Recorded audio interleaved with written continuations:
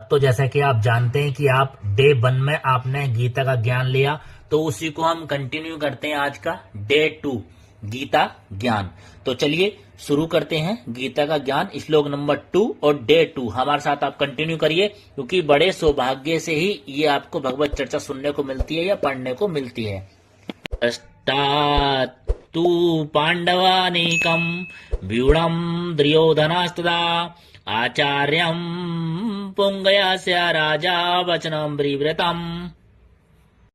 संजय ने कहा, हे राजन, पांडुपुत्रों द्वारा सेना की व्यूह रचना देखकर राजा दुर्योधन अपने गुरु के पास गया और उसने ये शब्द कहे।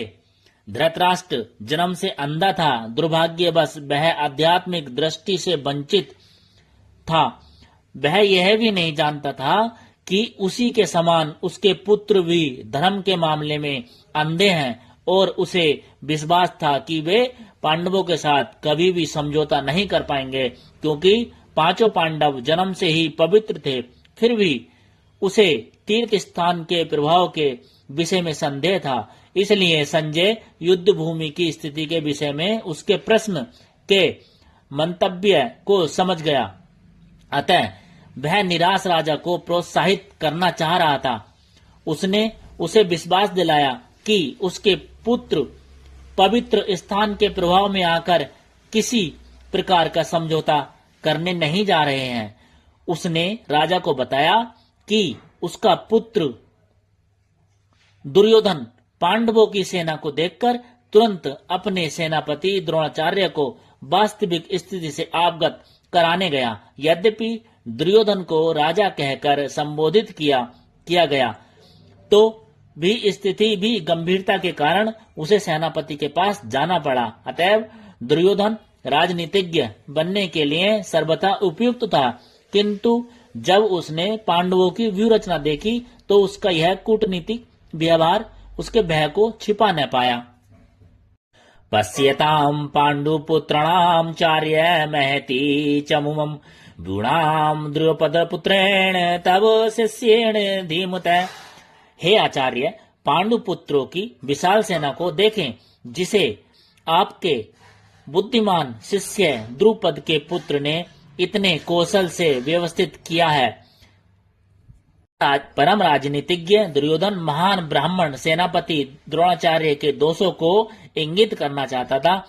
अर्जुन की पत्नी द्रौपदी के पिता राजा द्रुपद के साथ द्रोणाचार्य का कुछ राजनीतिक झगड़ा था। इस झगड़े के फलस्वरूप द्रुपद ने एक महान यज्ञ संपन्न किया, जिससे उसे एक ऐसा पुत्र प्राप्त होने का वरदान मिला जो द्रोणाचार्य का वध कर सके। द्रोणाचार्य इसे भली भांति जानता था, किंतु जब द्रुपद का पुत्र धृष्टद्युम्न युद्ध शिक्षा के लिए उसको सौंपा गया, तो द्रोणाचार्य को उसे अपने सारे सैनिक रहस्य प्रदान करने में कोई झिझक नहीं हुई। अब धृष्टद्युम्न कुरुक्षेत्र की युद्ध भूमि में पांडवों का पक्ष ले रहा था, और उसने द्रोणाचार्य से जो कला सीखी थी उसी के आधार पर उसने यह व्यूह रचना की थी। दुर्योधन ने द्रोणाचार्य की इस दुर्बलता की ओर इंगित किया, जिससे वह युद्ध में सजग रहे और समझौता न करें। इसके द्वारा वह द्रोणाचार्य को यह भी बताना चाह रहा था कि कहीं वह अपने प्रिय शिष्य पांडवों के प्रति युद्ध में उदारता न दिखा बैठे। विशेष रूप से अर्जुन उसका अत्यंत प्रिय एवं तेजस्वी शिष्य था। दुर्योधन ने यह भी चेतावनी दी थी कि युद्ध में इस प्रकार की उदारता से हार हो सकती है। अत्र श्रुता महेश भाषा भीमार्जुन समा युद्धि युयुद्धानो विराट श्रुवे द्रुपद से महारथ। इस सेना ने भी भीम तथा अर्जुन के समान युद्ध करने वाले अनेक वीर धुरंधर हैं, यथा महारथी युयुधान, विराट तथा द्रुपद।